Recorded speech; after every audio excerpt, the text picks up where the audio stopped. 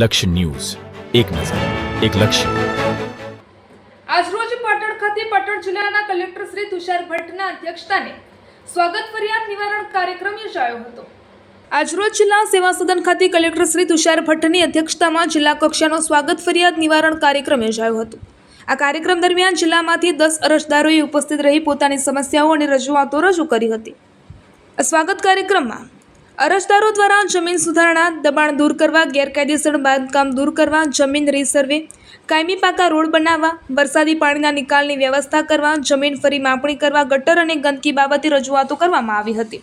Collector Shri Tushar ભટ્ટે તમામ અરજીઓનો હકારાત્મક અભિગમથી વિચાર કરી સંબંધિત અધિકારીઓને તાત્કાલિક અને અસરકારક રીતે નિકાલ કરવા સૂચનાઓ આપી હતી. આ સાથે જ અરજદારોના પ્રશ્નોનું યોગ્ય નિરાકરણ આવે તે માટે ગંભીરતા અને સંવેદનશીલતા સાથે કાર્યવાહી કરવા તાકીદ કરી હતી. આ સ્વાગત કાર્યક્રમમાં જિલ્લા વિકાસ અધિકારી શ્રી CL પટેલ, નિવાસી અધિક કલેક્ટર શ્રી હિરેન ચૌહાણ તેમજ જિલ્લાના વિવિધ વિભાગોના ઉચ્ચ અધિકારીશ્રીઓ ઉપસ્થિત રહ્યા હતા. રિપોર્ટર દિલીપસિંહ જડેજા, શંખેશ્વર.